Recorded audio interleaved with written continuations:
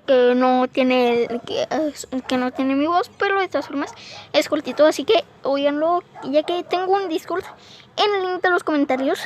Y también está mi Discord y un grupo de Skibidi Toilet en el que comentarán sus teorías. Pero bueno, ya dejo de hablar y comenzamos esto.